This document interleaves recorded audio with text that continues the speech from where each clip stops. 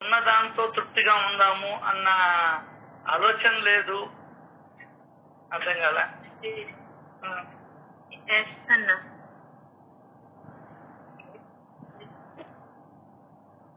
ఏం కావాలనో తెలియదు మనిషికి. మనశ్శాంతి కావాలంటాడు, అన్ని కలబెట్టుకుంటాడు. నీ గురించి నువ్వు ఆలోచిస్తాడు, ఊళ్ళో వాళ్ళ గురించి ఆలోచిస్తాడు, మనశ్శాంతిని కోల్పోతావు. రెండు విషయాలు మనం నేర్చుకోవాలా. నువ్వు మనశ్శాంతిని ఎప్పుడు పోగొట్టుకుంటావంటే నీ గురించి నువ్వు ఆలోచించినప్పుడు, దేవుడి యొక్క వాక్యాలు వాటి గురించి ఆలోచన చెయ్యనప్పుడు నువ్వు మనశ్శాంతిని కోల్పోతావు. ఖచ్చితంగా. అది వాడిట్లా ఈడిట్లా ఆమెట్లా ఏమిట్లా ఆడబిడ్డెట్లా మొగుడెట్లా వియ్యపురు అండ్రెట్లా.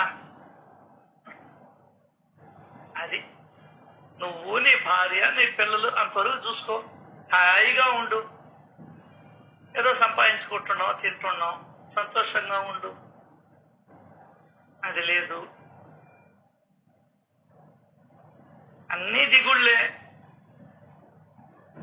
ఎందువల్లంటే మనం మన పెద్దవాళ్ళ మాటలు చెవికి ఎక్కించుకోవాలా. బిడ్డలే కన్నాం, బిడ్డలు రాతల్ని కనలా.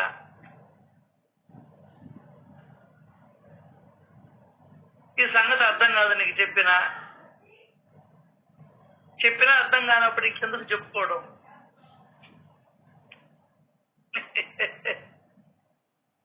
ఇప్పుడు చెప్తున్నారు వాళ్ళు, మేము ఫారిన్ లో ఉండే పని అయితే ఇవ్వము అంటున్నారు. నిజమే. పెళ్ళైన తర్వాత వాళ్ళిద్దరూ అబ్బాయి అమ్మాయి మాట్లాడుకొని ఫారిన్కి పోదాం అనుకుంటారు. నువ్వేం చేయగలవు? నీకు ఒకటే కూతురో ఇద్దరు కూతురో అది వేరే సంగతి. నువ్వేం చేయగలవు? ఫారిన్కి పోకుండా ఉండాలి అని అంటే ఒక మెడికల్ షాప్ వాడికి ఇవ్వు, ఒక చిల్లదంగటోడికి ఇవ్వు, ఒక గుడ్డలంగడోడికి ఇవ్వు, వ్యాపారం చేసే వాడికి ఇవ్వు. మీ అమ్మాయి ఎక్కడికి పోదు, నెల్లూరులోనే పడి ఉంటది. కోరికలేమో అయ్యి, దానికి తగ్గ ప్రయత్నాలేమో లేవు, కండిషన్లు. అర్థం కాదా? దీనికంతా కారణం ఏంటంటే వాడోడి మూటలతో వాడు వచ్చాడు అనేది తెలియక ఒక్కొక్కరు ఒక్కొక్క దానికోసం ఏడుస్తూ ఉంటారు. ఏం చేస్తాం చెప్పండి? దానికైనా ఒక గంట సేపు ప్రశాంతంగా ఉందామని ఈ సత్సంగాల్లోకి వస్తాను నేను. తర్వాత మన ఏడుపు రెడీగా ఉంటుంది, పట్టేసుకుంటుంది సత్సంగం అయిపోగానే. అర్థం కాదా? సినిమా హాల్లో ఉన్నంత వరకు హాయిగా ఉంటావు, అమ్మగారింట్లో ఉన్నంత వరకు హాయిగా ఉంటావు. అమ్మగారింట్లో ఉన్నా కూడా ఈడు అక్కడికి వస్తాడు, ఇబ్బంది పెడతాడు. అర్థం కాదు? ఈడేమైనా సుఖపెట్టిస్తాడా?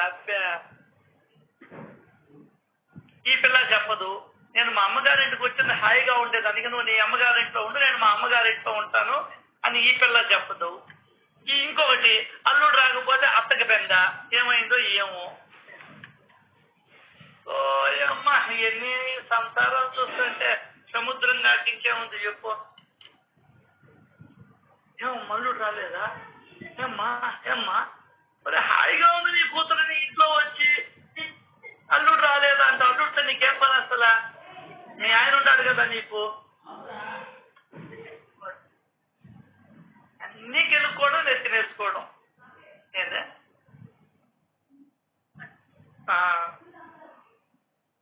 వాళ్ళనే ప్రశాంతంగా ఉంచాలి పెద్దోళ్ళు, వీళ్ళని ఈ వాళ్ళు ప్రశాంతంగా ఉండరు. ఏం చెయ్యాల? ఇది జీవితం. పెళ్ళైనప్పటి నుంచి నలుసులు లేదా? నా దగ్గరకు ఉంటారా? నలుసులు కావాల్సి అన్ని నలుసులు ఉంటాయి. ఏది కావాలి నీకు? కరోనాలు కావాలన్నా లేకపోతే ఇంకేం కావాలి? నలుసులు.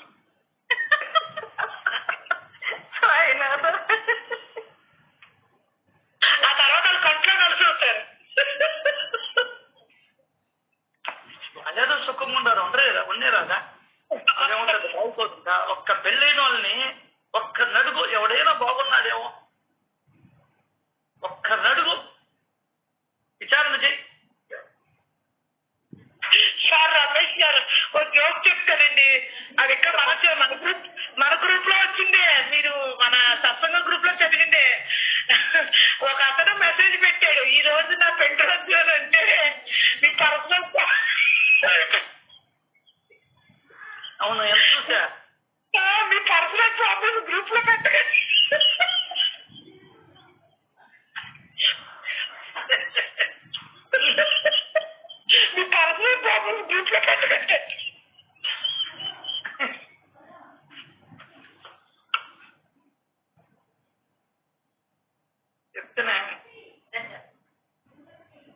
కవులు చదువు జో.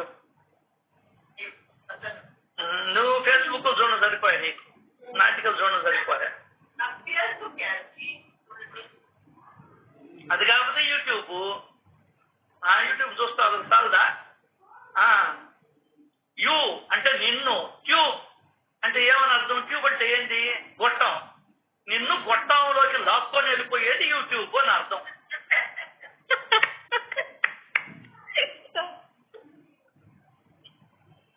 వస్తువు అంతే కదా. ఏం చెప్పారన్నా? ఎలా ఇస్తారు బాబా ఇవి కూడా? ఏది ఇవ్వడు నిజంగా. సూపర్ అన్న. గురువుని చింతన చేయరా బాబు అంటే ఆ గొట్టంలోకి లాక్కెళ్ళిపోతున్న యూట్యూబ్కి ఎవరైనా ఇచ్చారు?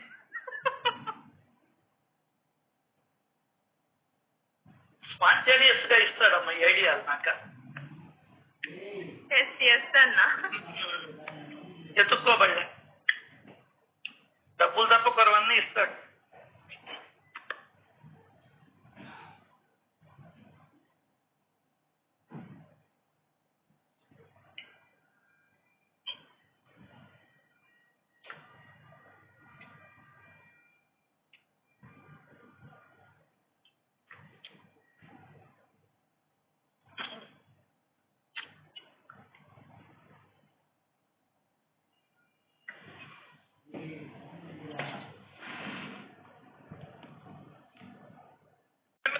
ప్రిపరేషన్ చేసి ఆ బుక్ మొత్తం అప్పుడప్పుడు రోజు సాయంకాలం ఎంత వచ్చి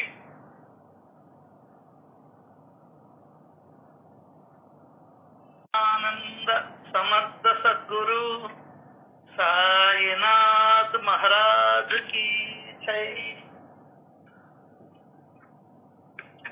అందరూ బాగుండాలి, అందరూ ఆనందంగా ఉండాలని, సంతోషంగా ఉండాలని, సుఖంగా ఉండాలని,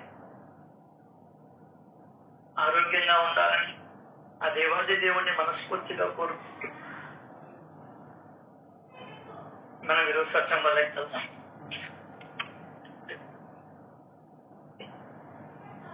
మాట తప్పవద్దు.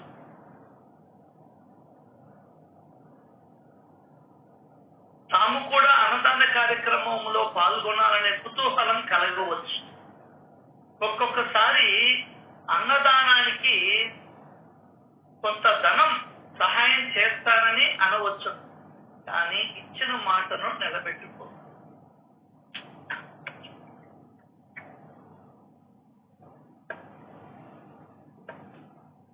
పరబ్రహ్మ పరమేశ్వర గీత రచయిత చందాల కేశవదాస్ ఆయన అన్నదానాన్ని కూడా చేసేవాడు.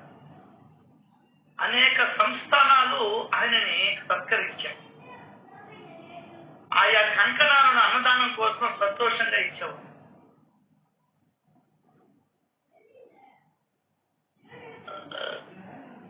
జలరాం బాబా చేసే అన్నదాన మహిమను గుర్తించిన వ్యాపారి అమర్చంద్.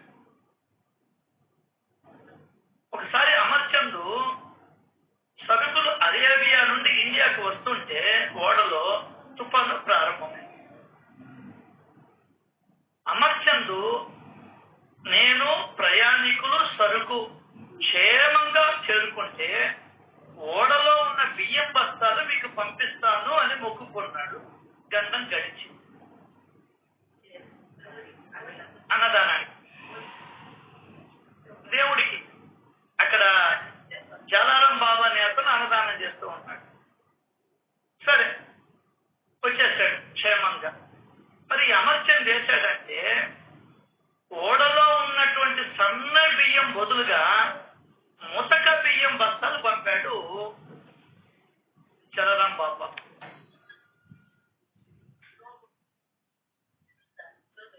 సాధువులు పెద్దగా పట్టించుకోరు కాబట్టి ముతక బియ్యంతో సరిపెడతామని అనుకున్నాడు.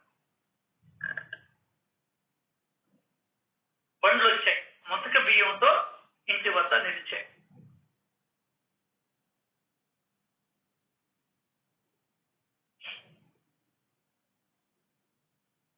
జలరాం బాబా మొక్కుకున్నవి సన్న బియ్యం, పంపినవి ముతక బియ్యం. సాధువులు ముతక బియ్యమే తింటారని చెప్పండి, ఓడ పై భాగంలో నా తలపాగా పళ్ళు తోముకు సువార్తం అన్నాడు. ఈ మాటల్ని అమర్చంద్రుడు చెప్పారు. కూడా పైభాగంలో చూస్తే అయ్యే ఉంటాయి. సరే, పాప సర్వజ్ఞుడు సర్వ సమర్థుడు అని గ్రహించాడు అమర్చంద్రుడు. ఇక అన్నదానానికి సన్న బియ్యం కూడా పంపాడు. కాబట్టి మాట మరువవద్దు అన్నదాన విషయం. ఏది సమర్పించాలో ఆలోచించు. ఇది అన్నదానానికి మనకు ఇష్టమైన పదార్థాల కంటే తినబోయే వారికి నచ్చే పదార్థాలనే ఎంపిక చేయాలి. సచ్చింది గురే అర్థమైందా? ఆ ముతక బియ్యము అవి రెండు పంపించారా ఇప్పుడు? ఆ ముతక బియ్యం వెనక్కి వెళ్ళిపోయినాయి, సన్న బియ్యం పంపించాడు. ఇప్పుడు ఇంకొకటి ఎలా సమర్పించాలో చెప్తున్నాడు. అన్నదానానికి మనకు ఇష్టమైన పదార్థాల కంటే తినబోయే వారికి నచ్చే పదార్థాలనే ఎంపిక చేయాలి.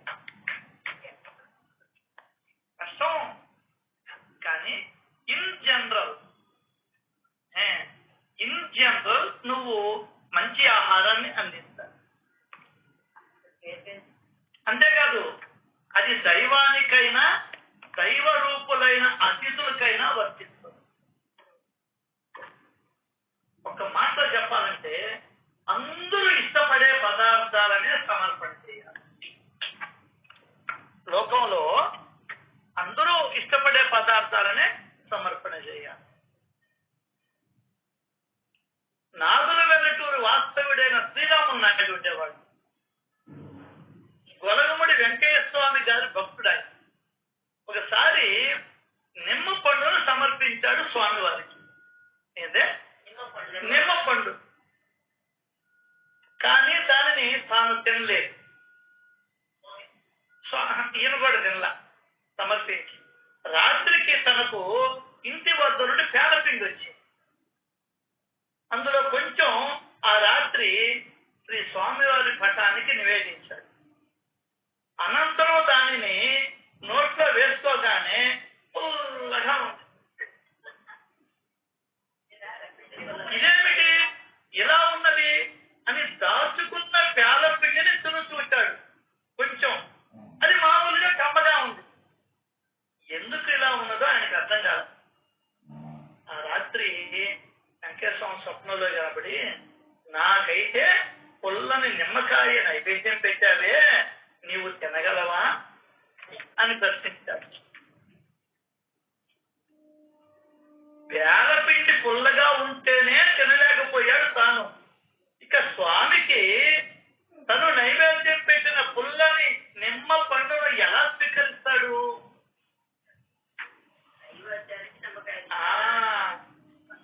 ఏదో ఒకటి ఉందని పెట్టేయకూడదు. స్వీకరించే పదార్థాలను మాత్రమే నైవేద్యం పెట్టాలి. అర్థమైందా? విభూతి పండుగ పెడితే ఎంత స్వీకరించమని ఏదో ఒకటి పెట్టి నైవేద్యం అయ్యింది అని అనిపించరాదు. మన స్వామి వేపపిండిని పేలపిండిని పుల్లగా స్వామి మార్చకపోతే స్వామికి ఏదో ఒకటి ముందు నైవేద్యం పెట్టేవాడు రెడ్డి గారు. పెట్టబోయే పదార్థాలను అతిథులు ఎలా స్వీకరిస్తారో ఆలోచించారు.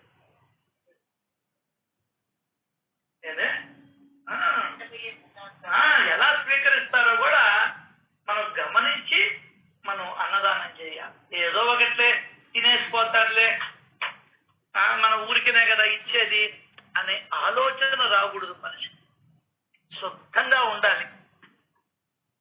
అదే శుద్ధంగా ఉండాలి.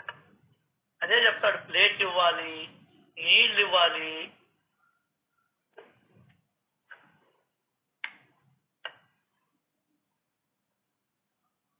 అది నువ్వు ఎక్కడ తింటావు అది లెక్క. అన్నదానానికి ధనం కావాలి.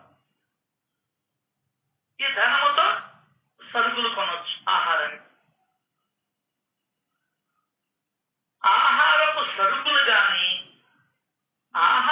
కానీ వ్యర్థం చేయకూడదు. ఇది అన్ని దాన కార్యక్రమాలకు వర్తిస్తుంది.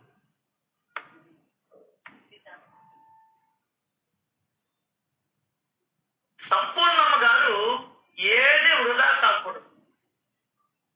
ఒక్క బియ్యపు గింజ ఆవ గింజ 10 ఉంటే తాను వంగి తీసి బుట్టలో పడేస్తారు రమణ మహర్షి గారు. ఎందుకు స్వామి ఆ ఒక్క గింజ కోసం అంత శ్రమ అంటే, అవును నా జాగ్రత్త అలాంటిది. మా తండ్రి అరుణాచలేశ్వరుడు సంపాదించి నాకు ఇచ్చిన ఆస్తి ఇది. నేను దీన్ని జాగ్రత్తగా కాపాడి నా పిల్లలకు పెట్టవద్దా అనేవాడు రమణుడు.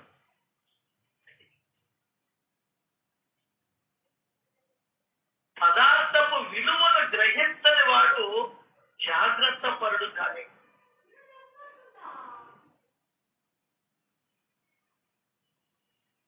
రమణ మహర్షి ఆశ్రమములో ఈ అన్నదాన కార్యక్రమం మొదలు పెట్టక మునిపే రమణులు భిక్ష చేసి ఆహారం తెచ్చేవాడు, ఇతరులతో కలిసి పూజించేడు వాడు. అది అన్నదానమే. ఏంటంటే ఒక రోజున భిక్షాన్నములో కూర నార ఏమీ ఉండేవి కాదు. ఒక్కొక్క రోజు అన్నం కొద్దిగా ఉండేది, జనం ఎక్కువగా ఉండేవారు.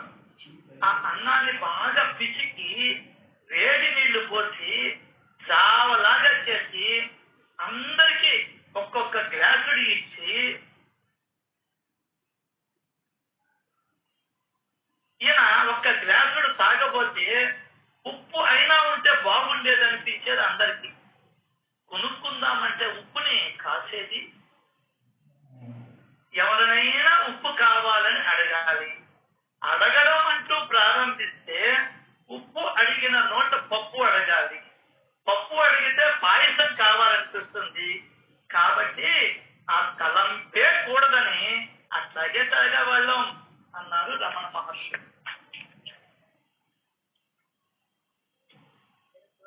అన్నదానం కోసం సేకరించే పైసా విలువను అందరూ గ్రహించాలి. ఎక్కువ వద్దు, తక్కువ వద్దు, తినగలిగినంత పెట్టు.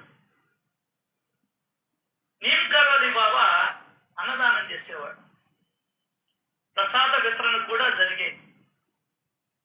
హనుమాన్ బండారంలో ప్రసాదం పెట్టేవారు, ఇంటికి తీసుకుపోయేవారు. అక్కడ తినేవారు ఎంత ప్రసాదం తింటే అంత ప్రసాదం పెట్టాలని బాబా ఆదేశం. ఒక ముసలామె ఆ మాటలు విని ఏడుస్తాము.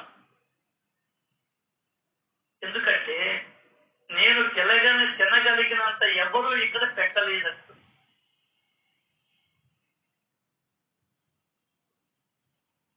ఆమెకెవరు తిన్నంత పెట్ట ఆ ఒకరో చదువుకోమని చెప్పారు. అన్నదాన వితరణ అంటే వడ్డించబడే వంటకాలే అయినా ఆ వితరణ వడ్డించే వారిని బట్టి ఇంకా తినేవారిని బట్టి కూడా ఉంటుంది. దీనిని అందరూ గ్రహించి పాటించవలసిన మొదటి నియమంగా పాటించాలి. నిజ జీవితంలో అలా ఉండగలిగిన వ్యక్తులు అంటే ప్రవర్తించగలిగిన వ్యక్తులే ధన్యులు. తిరువలువ మనకందరికీ ఏముంటాం మీ పేరు. ఆయన సిద్ధ యోగి, పెళ్ళయింది, భార్య పేరు వాసుకి. వివాహం అయినప్పటి నుండి భార్య భోజనం పెట్టేటప్పుడు ఒక సూది, ఒక డొప్పలో నీరు పక్కన పెట్టుకునేవాడు. కారణం ఆయన చెప్పల. చాలా కాలం వాసుకి కూడా అడగల. భర్తలు ఒకసారి ఆమె కారణం, అన్నం పరబ్రహ్మస్వరూపం. నీవు వడ్డించేటప్పుడు గాని నేను తినేటప్పుడు గాని ఒక్క మెతుకైనా విస్తరిని దాటి బయటపడితే ఆ మెతుకు సూదితో తీసి నీటిలో కడిగి తిందామని పెట్టుకునేవాడు. ఒక్క మెతుకు ఎంతో కష్టపడితే వస్తుందో తెలుసు కదా. అదిగాక ఆ మెతుకు పరబ్రహ్మ స్వరూపమే.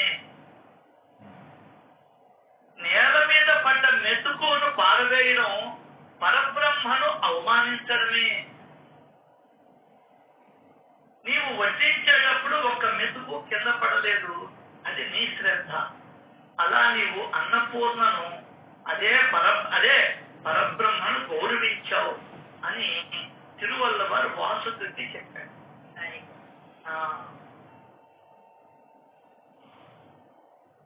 మెతుకులు కూడా వృధా చేయవద్దు, అన్నపూర్ణను లేదా పరబ్రహ్మాన్ని గౌరవిద్దాం.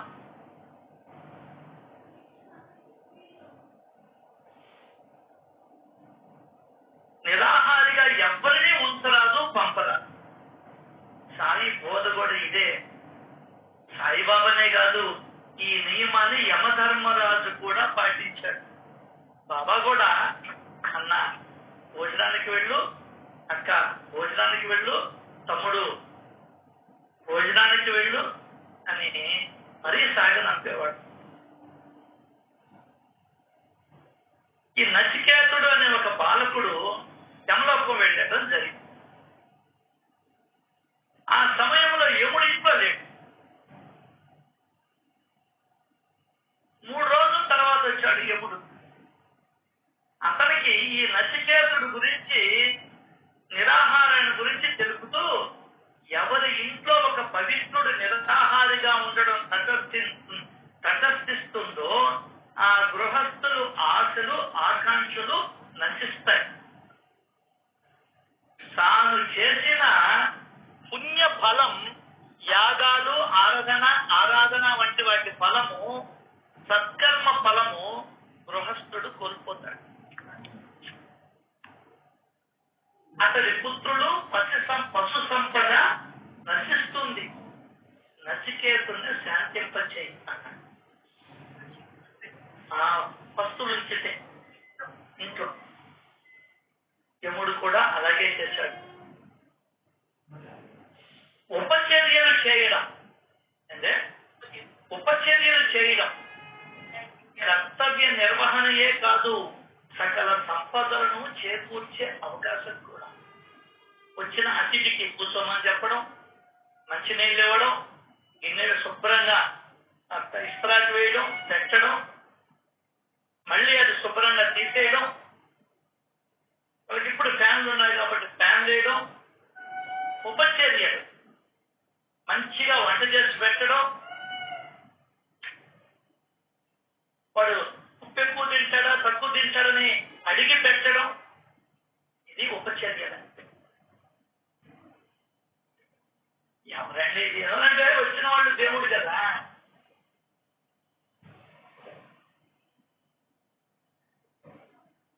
రూపా భవాని అనే ఆమె కాశ్మీరీ యోగిని.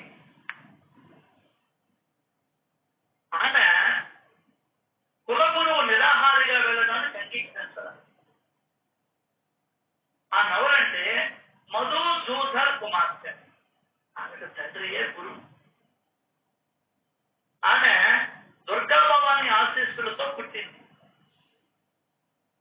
యుక్త వయసు రాగానే తండ్రి కూతురికి పెళ్లి చేశాడు. అయినా కూడా ఆమె ఆధ్యాత్మిక చింతనలో ఉంది. ఆమె అత్తమామలు ఒక మహాయజ్ఞాన్ని నిర్వహించదలిచారు. అందుకు గాను వాళ్ళ కుల గురువుని నిర్వాహకునిగా నియమించారు. యజ్ఞం సమాప్తి కావస్తుంది.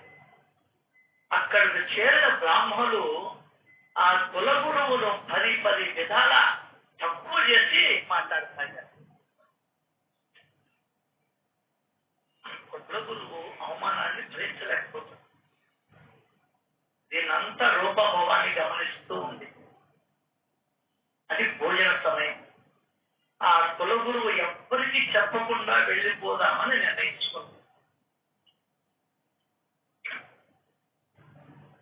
భోజనం చేయకుండా కులగురువు నిరాహారిగా వెళ్ళిపోవడం విపత్కరమే. సర్వ సంపదలను నశిస్తాయి. రూపాభవాన్ని ఆ విషయాన్ని గ్రహించి కులగురువుతో, అయ్యా తమరు బాగా అలసి ఉన్నారు,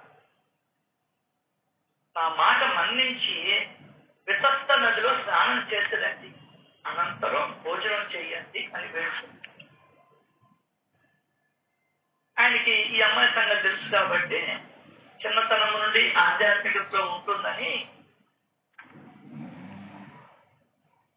కులగురువు అని ఆయనకి తెలుసు.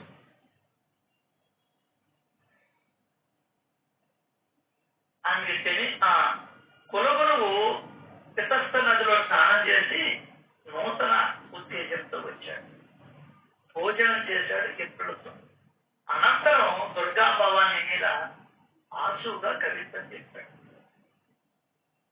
అప్పటిదాకా అది వింటున్న బ్రాహ్మణులు అంతవరకు గేలి చేసిన వారందరూ ఆ కులగురువును పొగిడారు. రూపాభవానికి మహిమలున్నాయి. మహిమలున్నా కూడా ఎవ్వరూ నిరాహారిగా ఉండకూడదని ఆమె ఆదేశం.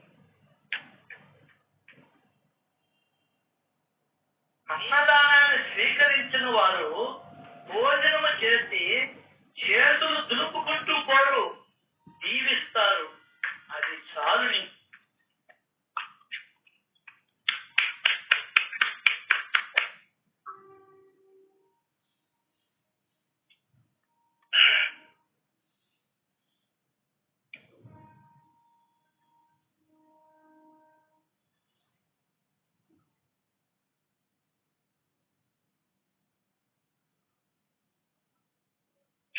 షిబ్లీ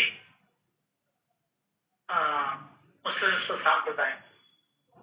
ఆయన మ్యాజిస్ట్రేట్ గా పనిచేశాడు, చేసి సూఫీగా మారాడు.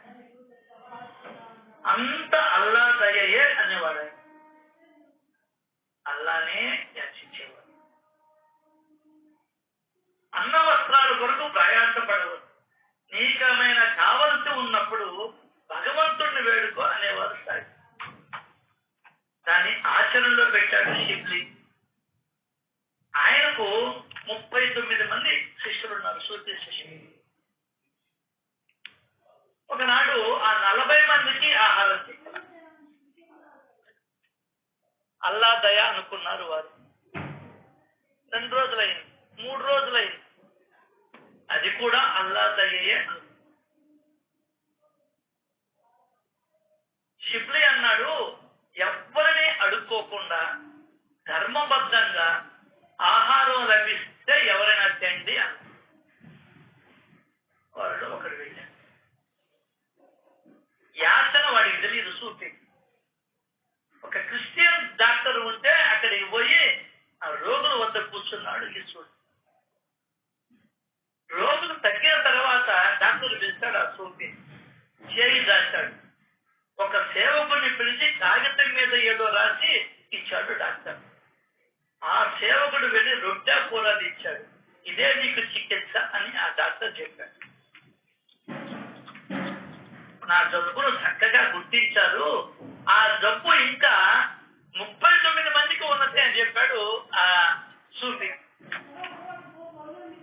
సో మొత్తం 40 మందికి ఆహారాన్ని సూఫీ వెంట వెళ్ళి ఇచ్చి రమ్మన్నాడు సేవకుడు. ఇద్దరు బయలుదేరారు. అసలు విషయం చూద్దామని డాక్టర్ కూడా వారికి తెలియకుండా వెంబడించాడు. ఆ సూఫీ శిష్యుడు నేరుగా షిబ్లీ వద్దకు పోయి సంగతి చెప్పాడు. షిబ్లీ క్రిస్టియన్ డాక్టర్ ఆహారం పంపాడు, తీసుకుందామా అని అందరినీ ప్రశ్నించాడు. తీసుకుందాం. మనం డాక్టర్కి ఏమి ఇవ్వగలం అని ప్రశ్నించారు 39 మంది సూఫీ. అప్పుడు చెప్పాడు షిబ్లీ, డాక్టరు సుఖశాంతులతో జీవించాలని ప్రార్థిద్దామన్నాడు షిబ్లీ. అందరూ ప్రార్థించారు. ఆ ప్రార్థన, వారి ప్రవర్తన విన్న డాక్టరు చెలించిపోయాడు. ఆ షిబ్లీకి పాదాభివందనం చేశాడు. ఎవరైనా ఆహారం ఇస్తే అన్నదాత సుఖీ భవ అని ఆశీర్వదించడం సనాతన సాంప్రదాయమే కాదు, సంస్కార లక్షణం కూడా. అన్నం తిన్నటువంటి వాడు శక్తివంతుడైతే వరములను సిద్ధులను కూడా ప్రసాదిస్తాడు, లేదంటే జీవిస్తాడు.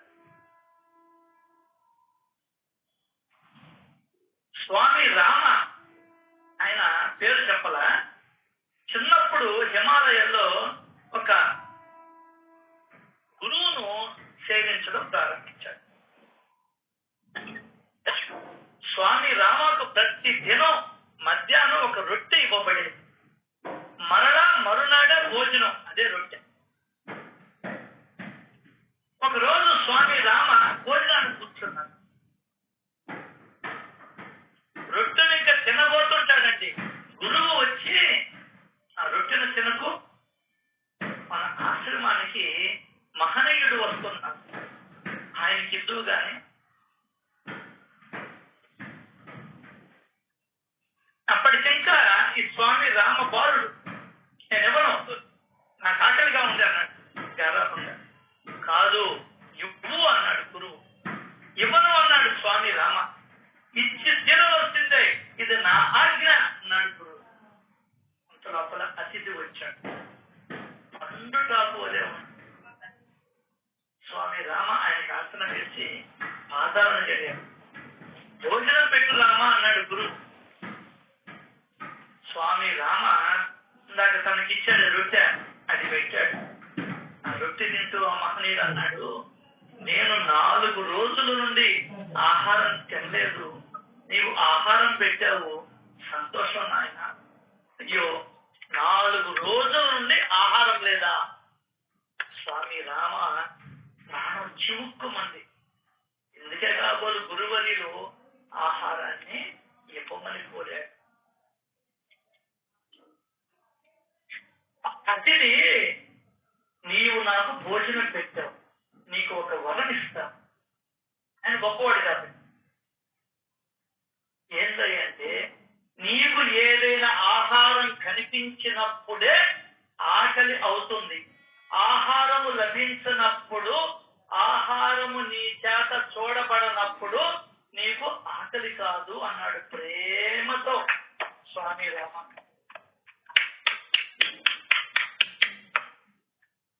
అది ఎవరుంటారో తెలియదు మహాత్ములు. ఒక్క జీవన చాలు నీ దుఃఖాలన్నీ తొలగిపోయేదా.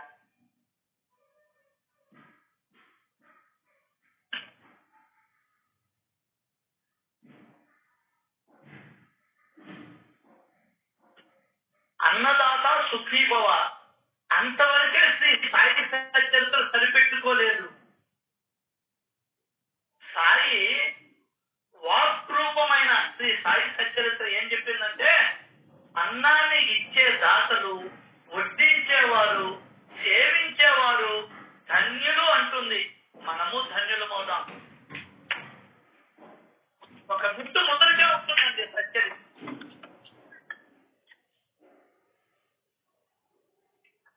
ఆకలి బాధ తెలిసిన వాడు కనుక సాయి అన్న మధ్యాహ్నం భోజనానికి పొమ్ము, అక్క భోజనానికి వెళ్ళు, బావు భోజన పదార్థములను తినుము అని అంటూ ఉండేవారు.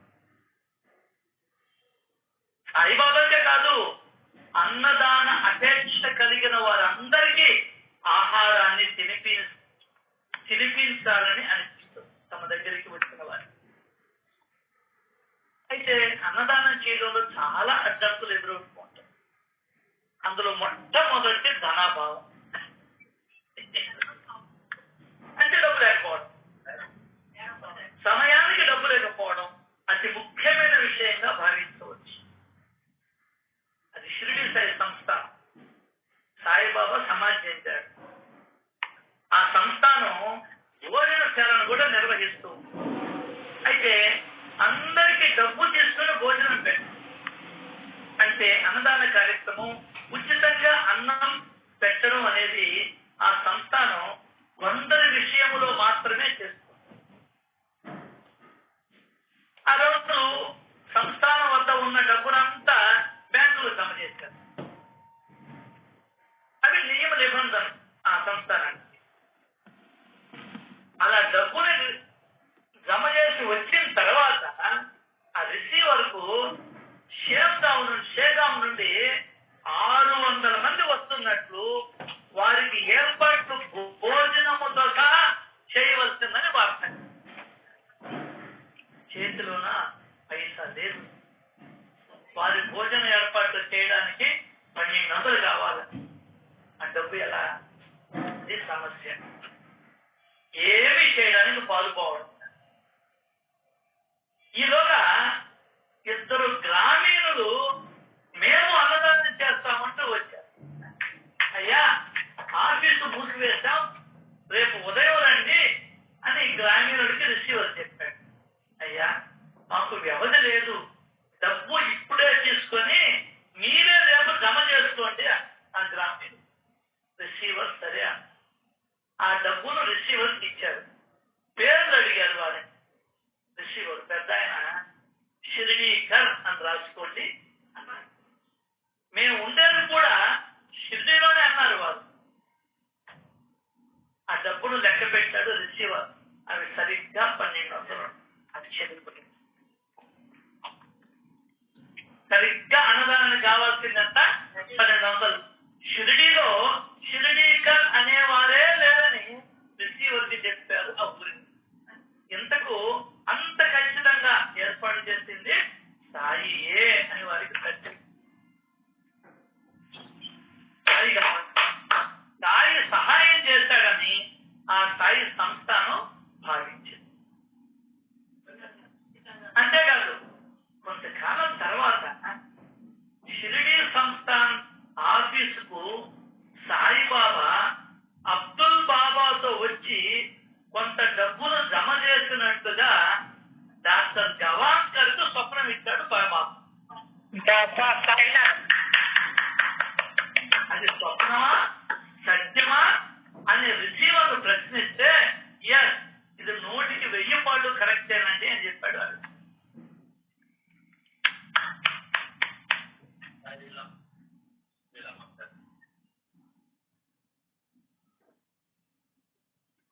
ఒక్కోసారి అనేక రకాలుగా అన్నదాన విషయంలో సమస్యలు తలెత్తుతాయి. ఒక్కొక్కసారి బియ్యం మొదలైన ఆహార పదార్థాలు నిండుకుంటాయి, అయిపోతాయి. ఆ సమయంలో సమస్య తలెత్తుతుంది అన్నదాతలు. దానికనే రామారావుకి పూర్తి బాధ్యతలు అప్పగిస్తాం. అన్నదాన బాధ్యతలు తీసుకోండి మీరు ఎవరైనా కూడా.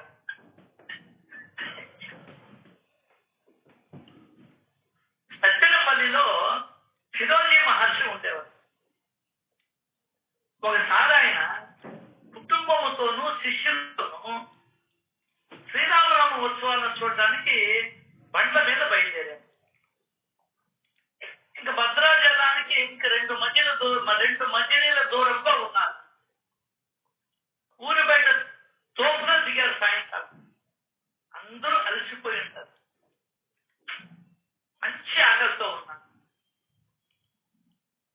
ఇక వంటను మొదలు పెట్టడానికి తయారయ్యారు. తీరా చూస్తే బియ్యం మూటగా అది దారిలో ఎక్కడ జారిపోయింది, ఎవరు గమనించారు. చీకటి పడింది. పిల్లలు ఆకలితో ఆవురావురమంటున్నారు. ఫిరోజీ వెంటనే ఒక చెట్టు మొదట చేరి, రామా నీవు ఎంత నిర్దయ మానసుడవు, నేను ఎంత వేడినా కనుల పడవు అంటూ కీర్తనలు పాడడం మొదలు పెట్టారు. కీర్తన పూర్తయింది. ఎవరో ఒక వ్యక్తి నెత్తిపై ఒక బియ్యం మూటతో వచ్చి, తోవలో ఈ మూట దొరికింది, మీరైతే మీరు తీసుకోండి అని చెప్పారు. ఆ మూట మాదేనాయన ఆ సామాన్ తోలే బండి వాడు చెప్పాడు, తీసుకున్నాడు.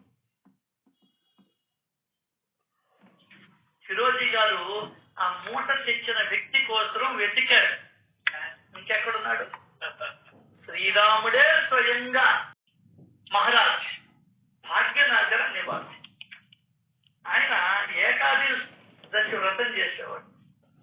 ఇక పక్క రోజు ద్వాదశి నాడు అన్నదానం నిరంతరంగా సాగేది.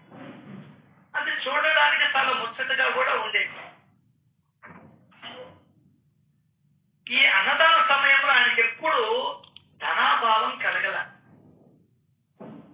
అన్న వితరణ కీర్తి కోసం కానప్పుడు భగవంతుడు చేదోడు వాదోడుగా ఉంటాడు.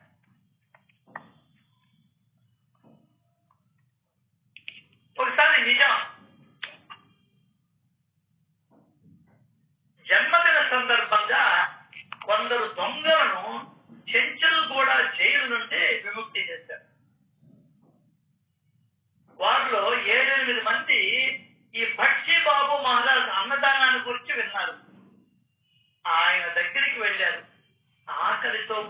ఆశతో.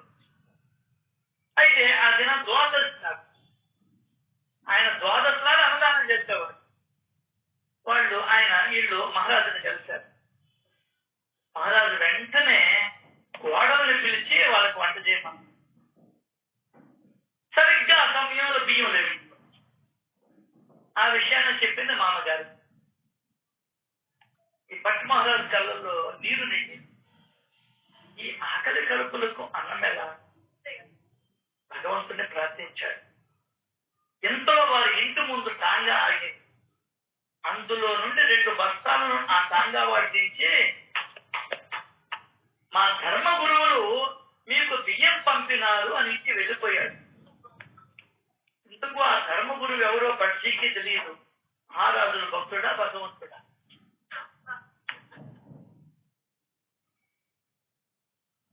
మహాస్వామి పెరియవారు కంటి పీఠాధిపతి. ఆయన తన పరివారంతో యాత్ర చేసేవాడు.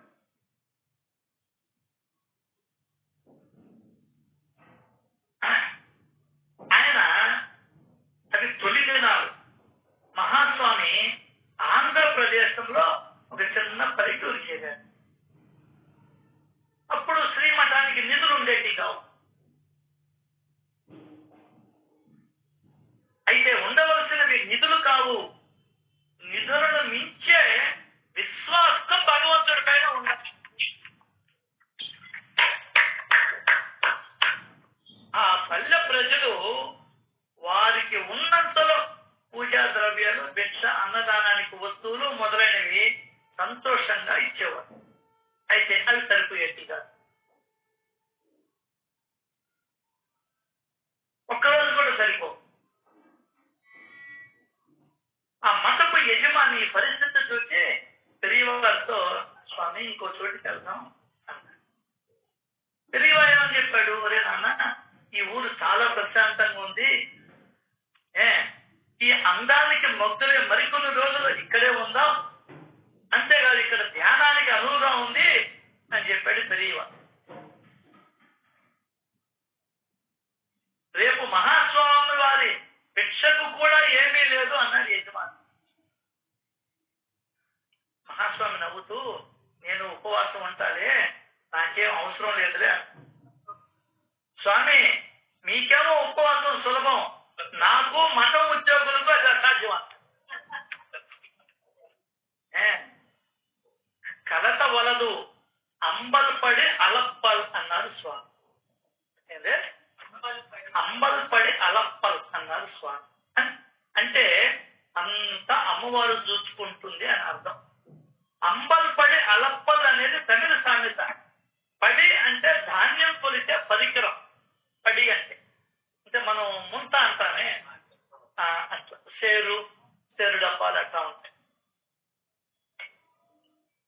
ఎక్కడో ఉన్న ఈ పల్లెటూరులో అమ్మవారు ఎలా సాయం చేస్తారు? ఇది యజమాని ఆలోచన. ఏదైనా డబ్బిచ్చి కొనాలన్నా చాలా దూరం పోవాలి అని కూడా స్వామికి చెప్పాడు యజమాని. నవ్వుకుంటూ వెళ్ళిపోయాడు. మనకు తెలియదు. శిబిరం బయట నిద్రించడానికి పడుకున్నాడు ఆయన. నిద్ర రాల. రేపు అంతమందికి తానేం పెట్టాల. రాత్రి 11 గంటలైంది. ఆ శిబిరం వద్దకు కొన్ని ఎడ్ల బండ్లు రావడం యజమాని గ్రహించాడు. అయ్యా, దక్షిణ దేశం నుండి వచ్చిన సాధువు ఉంటే చోటు ఎక్కడా అని బండ్ల నాయకుడు అడిగాడు. ఇక్కడే అన్నాడు వీడు. మేము దగ్గరలోని పల్లె నుండి వచ్చాం. పండిన పంటలో మొదటి ధాన్యపు రాతిని ఊరి దైవానికి ఇస్తాం, కానీ ఈ సాధువుని గురించి విన్న తర్వాత ఈసారి పంటను స్వామికి ఇద్దామని తెచ్చాం. తెల్లవారితే మేము మా పనుల్లోకి వెళ్ళిపోవాలి, అందుకని ఈ రాత్రి అప్పుడు వచ్చాం. మహాస్వామిని మేల్కొలిపి ఈ విషయం చెప్పాడు యజమాని. స్వామి అందరినీ దీవించాడు. మా ఆచారం ప్రకారం మేము సమర్పిస్తాం అన్నాడు నాయకుడు. పడిని తీసుకుని ధాన్యాన్ని, కూరగాయలను ఇచ్చాడు నాయకుడు. అంబల్పడి అనంతల్ అంటే యజమానికి అప్పుడు అర్థమైంది, పెరియవా ఎందుకు ఈ మాట ఉపవసించవలసిన పని లేదు. ఈ గుమ్మడికాయతో నీకు ఇష్టమైన పాలకూటును కూడా చేయించుకో అన్నాడు నవ్వుతూ. అమ్మ దయ అలాంటిది. ఉజ్జాయింపుకు మించిన జనాన్ని చూస్తేనే ఆనందంగా ఉంటుంది. ఉజ్జాయింపుకు మించిన జనం భోజనానికి, అదే అన్నదానానికి వస్తే ఎలా ఉంటుంది?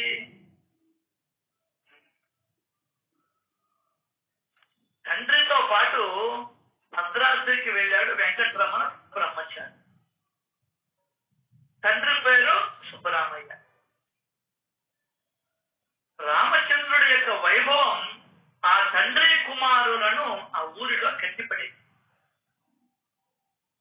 సుబ్బరామయ్య భిక్షాపాత్రను ఆశ్రయించి అతిథి అభ్యాగతుల పూజ చేసేవాడు. తండ్రి అనంతరం వెంకటరమణుడు ఆ అతిథి అభ్యాగతులను చూసేవాడు. ఒక సంవత్సరం సీతా కళ్యాణ మహోత్సవం నేత్ర పర్వంగా సాగిపోతుంది.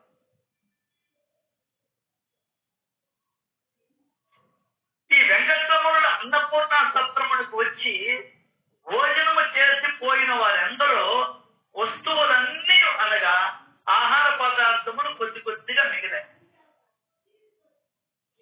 ఎందరో భోజనానికి యాత్రికులు ఎందరో భోజనానికి వచ్చారని వెంకటరమణ శిష్యులు వెంకటరమణుడికి చెప్పారు. శ్రీరామ అనుగ్రహం మనకున్న తిరుగులేదు అన్నాడు. వండిన పదార్థములపై వస్త్రములు కట్టి చేతులు జోడించి రాముణ్ణి ప్రార్థించాడు. అయ్యా, నా పూర్వజన్మం సుకృతము కొద్ది నా పూజలు అందుకొనుచు నాకు ఆత్మస్వరూపుడవై ఉన్నాడో అట్టి శ్రీరామమూర్తి ఈ అన్నాదికముల చేత భూత తృప్తి గావించున్నట్లుగా అనుగ్రహించు అని భగవంతుడిని ప్రార్థించాడు. వచ్చిన వారందరికీ సంతృప్తిగా భోజనాలను పెట్టాడు వెంకటరమణుడు. శ్రీరాముని కరుణ చేసి ఒకసారి ఇది వినాలందరూ. ఒకసారి యేసు ప్రభు అరకులు వచ్చి బైబిల్లో కూడా ఉందంటే నిన్న పద్మ చెప్తాడు. ఆయన వెంట ఆయన శిష్యులు కూడా వెళ్ళారు. అది తెలుసు. చుట్టుపక్కల గ్రామాల నుండి ఎందరో వచ్చి దర్శనం చేసుకున్నారు. భోజనం సమయం.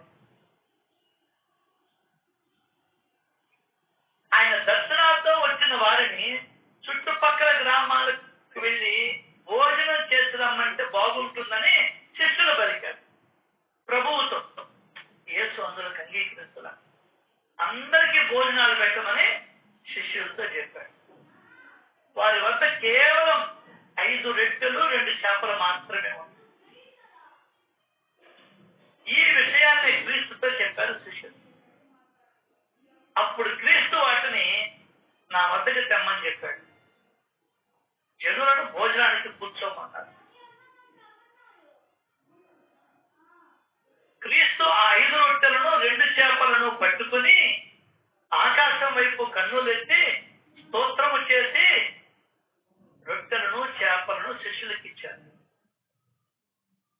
శిష్యులు ఆ రొట్టె ముక్కలను చేప ముక్కలను అందరికీ పంచి పెట్టసాగారు. ఎంతమంది పంచినా ఆ రొట్టె ముక్కలు చేప ముక్కలు అలాగే ఉంటున్నాయి. స్త్రీలు, పిల్లలు, పురుషులు కొన్ని వేల మంది వాటిలో తిన్నారు. తర్వాత తరగని ఆ రొట్టెలను చేపలను 12 గంపలకు కూడా ఎత్తి తర్వాత వాడుకున్నారు. మతము ఏదైనా ఇది అన్నపూర్ణ సిద్ధియే కదా.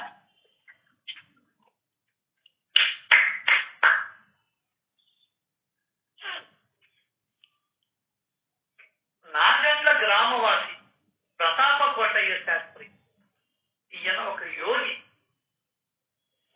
యోగిగా కీర్తిని గణించక పూర్వం జనులు ఇది పిచ్చివాడని ఒకసారి ఈయన అన్నదానం చేయ సంకల్పించాడు. మాజేటి శేషయ్య అనే వైద్య పుంగవుడు 50 మందికి సరిపడే భోజన సామగ్రిని ఇచ్చాడు.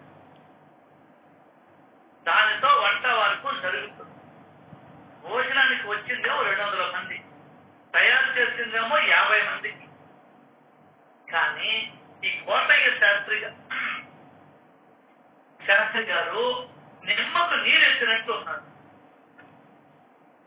అటు వడ్డించే వారికి ఇటు ఆయన తల్లిదండ్రులకి చెడ్డ పేరు వస్తుందని అందరూ భయపడ్డారు. అత్తవారు పెట్టిన కొత్త బట్టలను నీటిలో గిన్నెలో ఉంచి అగ్నిహోత్రికి అర్పించారు శాస్త్రి గారు. ఆ దృశ్యాన్ని చూసిన వాళ్ళంతా కూడా ఆయనకి పిచ్చి ముదిరింది అనుకున్నారు. అత్తమామలో అపశకునంగా భావించారు. వారికి ఏమి చెయ్యాలో పాలుపోక ఏడవసాగి కోటయ్య శాస్త్రి ఆ అన్నపు రాశిని అమ్మవారికి నైవేద్యం పెట్టి మంత్రపుష్పం సమర్పించి వడ్డలను ప్రారంభించమన్నాడు. 50 మందికి వండిన పదార్థాలు 200 మంది తిన్నా ఇంకో 50 మందికి ఉన్నట్లయితే అప్పుడు శాస్త్రి గారి భక్తి, అన్నపూర్ణ శక్తి అందరికీ తెలిసాయి. ఆ సంఘటన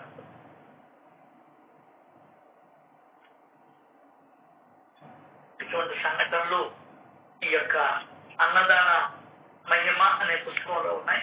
ఇంకా ఇంకా ఇంకా ఇంకా ఉన్నాయి. వాటిని రేపు చెప్పుకునే ప్రయత్నం చేస్తాం. శ్రీ సచిదానంద సమర్థ సద్గురు సాయినాథ్ మహారాజ్ కి జై జై.